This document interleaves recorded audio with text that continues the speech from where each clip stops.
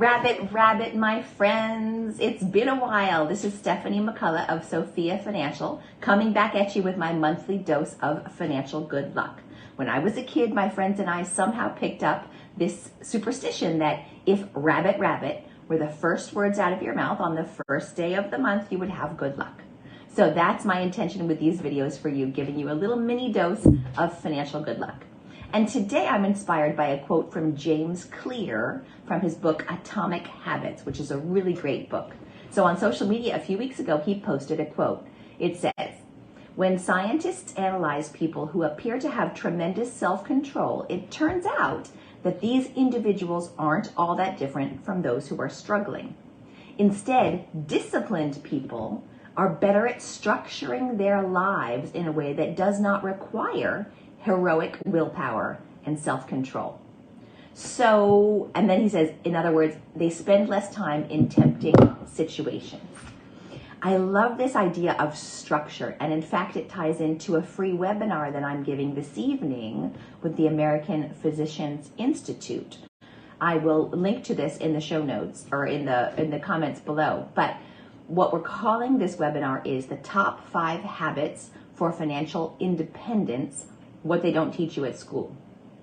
And really, the habits are about building this structure for your own financial self-sufficiency, financial foundation, so that you have more options down the road and more control over your own future. So 2 of the habits really fit in with what James is talking about here, and they're both about cash flow, right? If we're building a structure in our lives so that we don't have to rely on willpower to do things, that puts me in mind of 2 financial strategies. One is asset building. We want to build up financial assets that we own that give us options in the future.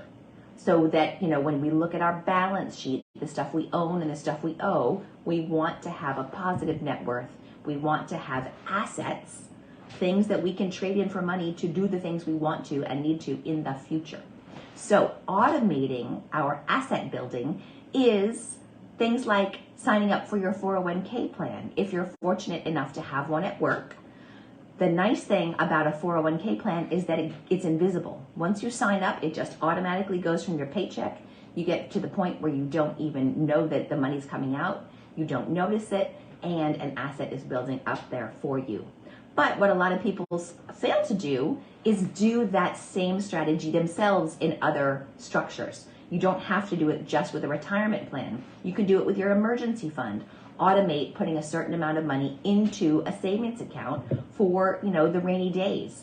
Or another one that I love is once you're done, say, paying off a car loan, happily, if your car is still moving and you can continue using it, redirect those dollars that were going to the car loan over to an asset.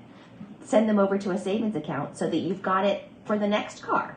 And maybe you'll get a smaller loan or won't need a loan at all. Or maybe it's your vacation fund. Or maybe it's, something else, just an asset or an investment account that's building for you for the future. Now, the other part of building structure around your finances, and one of the habits I'm going to teach in the webinar tonight, is a little bit more counterintuitive.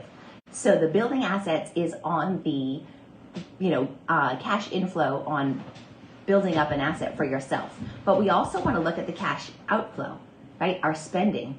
And here I suggest not automating.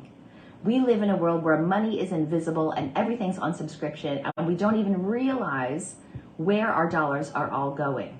What we want to do is try to build some friction into the spending. And there's different ways to do this, right? The most radical way in our current world is to use cash.